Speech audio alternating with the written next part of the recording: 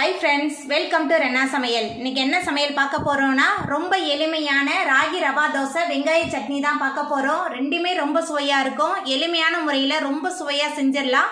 அந்த சுவையான ராகி ரவா தோசை வெங்காய சட்னி எப்படி செய்யறதுன்னு வாங்க பார்த்துடலாம். ராகி ரவா தோசை பண்ணுறதுக்கு 1 கப் அளவுக்கு ராகி மாவு சேர்த்துக்கிறேன். இது கடையில் வாங்கின ராகி மாவு தான். 1 கப் ராகி மாவுக்கு 1/2 கப் அரிசி மாவு சேர்த்துக்கலாம். 1/2 கப் அளவுக்கு வெள்ளை ரவா, சீரகம் 1 டீஸ்பூன் அளவுக்கு எடுத்துருக்கேன், மிளகு 1 டேபிள் ஸ்பூன், உப்பு, கொஞ்சமாக பெருங்காயத்தூள், பொடியாக நறுக்கின இஞ்சி, பச்சை மிளகாய். மிளகுலாம் சேர்த்துருக்கனால காரம் பார்த்து சேர்த்துக்கோங்க. அதுக்கப்புறமா கருவேப்பிலை, கொத்தமல்லி தழை எல்லாத்தையும் சேர்த்துட்டு முதல்ல நல்லா கலந்து வச்சிடலாம். மாவு பொருட்கள் எல்லாத்தையும் சேர்த்துட்டு நல்லா கலந்தாச்சு. இப்போ இதில் தண்ணி சேர்த்துக்கலாம்.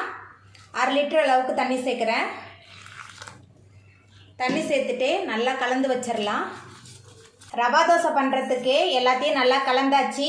இப்போ ஒரு மூடி போட்டு ஊற வச்சிடலாம். மாவு ஒரு 1/2 மணி நேரம் நல்லா ஊறி வரட்டும். பாருங்கள், மாவு நல்லா ஊறி வந்துடுச்சு. இப்போ நம்ம ராகி ரவா தோசை எப்படி சுடுறதுன்னு பார்த்துடலாம். ராகி ரவா தோசை பண்ணுறதுக்கு அடுப்பில் தோசைக்கல் வச்சு எண்ணெய் ஊற்றிருக்கேன். இப்போ நம்ம ரெடி பண்ணி வச்சுருக்கிற ராகி ரவா தோசை கலவையை எடுத்து நம்ம இப்போ தோசை சுட்டுடலாம்.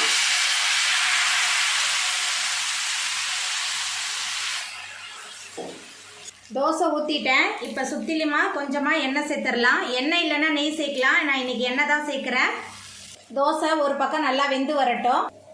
தோசை ஒரு பக்கம் நல்லா வெந்து வந்துருச்சு. பாருங்கள் எப்படி ஓட்டை ஓட்டையாக இருக்குன்னு சொல்லிட்டு நம்ம அடுத்த பக்கம் நம்ம திருப்பிடலாம். 2 பக்கமும் நல்லா வெந்து வரட்டும். ராகி ரவா தோசை 2 பக்கமே நல்லா வெந்து வந்துருச்சு. இப்போ நம்ம இதை எடுத்துடலாம். பாருங்கள் எவ்வளோ மொறுமொறுப்பாக வந்திருக்குன்னு சொல்லிட்டு நம்மளோட சுவையான ரவா தோசை சூப்பராக ரெடி ஆகிட்டு. வெங்காய சட்னி பண்ணுறதுக்கு 3 டேபிள் ஸ்பூன் அளவுக்கு எண்ணெய் சேர்த்துடலாம். எண்ணெய் சூடாயிட்டு 4 பெரிய வெங்காயம் சேர்த்துக்கலாம். கூடவே 2 தக்காளி பழம் 2 சேர்த்துட்டு நல்லா வதக்கிடலாம். வெங்காயம் தக்காளி நல்லா வதங்கணும். நல்லா வதக்கிடலாம். வெங்காயம் தக்காளி நல்லா வதங்கி வர ஆரம்பிச்சிருச்சு. இப்போ இதில் நம்ம காய்ந்த மிளகாய் சேர்த்துக்கலாம். நான் 7 எடுத்துருக்கேன். உங்கள் காரத்துக்கு தகுந்த மாதிரி நீங்கள் காய்ந்த மிளகாய் எடுத்துக்கோங்க. காய்ந்த மிளகாய் சேர்த்துட்டு நல்லா வதக்கிடலாம். நம்ம சேர்த்த பெரிய வெங்காயம் தக்காளி காய்ந்த மிளகாய் 3மே நல்லா வதங்கி வந்துருச்சு. இப்போ நம்ம அடுப்பு ஆஃப் பண்ணிடலாம். அடுப்பு ஆஃப் பண்ணிவிட்டு நல்லா ஆற வச்சிடலாம். வதக்கி வச்சுருந்த வெங்காயம் தக்காளிலாம் நல்லா ஆறி வந்துருச்சு. அதை நான் ஒரு மிக்சி ஜாரில் மாற்றிட்டேன். இப்போ சட்னிக்கு தேவையான அளவுக்கு உப்பு சேர்த்துட்டு நம்ம அரைச்சிட்டு வந்துடலாம். வெங்காய சட்னியை அரைச்சிட்டு வந்தாச்சு. சட்னி தாளிக்கிறதுக்கு கொஞ்சமாக எண்ணெய் சேர்த்துக்கலாம். எண்ணெய் சூடாயிட்டு இதில் கொஞ்சமாக கடுகு சேர்த்துக்கலாம். கூடவே கொஞ்சம் உளுத்தம்பருப்பு, கடுகு உளுந்து நல்லா பொரிய ஆரம்பிச்சிருச்சு. கொஞ்சமாக கருவேப்பிலை சேர்த்துக்கலாம்.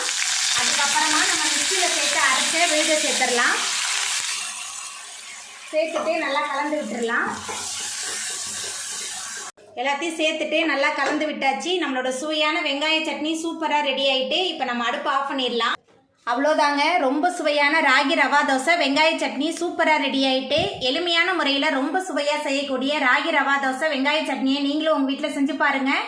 இந்த வீடியோ உங்களுக்கு பிடிச்சிருந்தா லைக் பண்ணுங்கள், ஷேர் பண்ணுங்கள், கமெண்ட் பண்ணுங்கள், சப்ஸ்கிரைப் பண்ணுங்கள். அப்படியே பக்கத்தில் உள்ள பெல் பட்டனையும் கிளிக் பண்ணிடுங்க. நன்றி.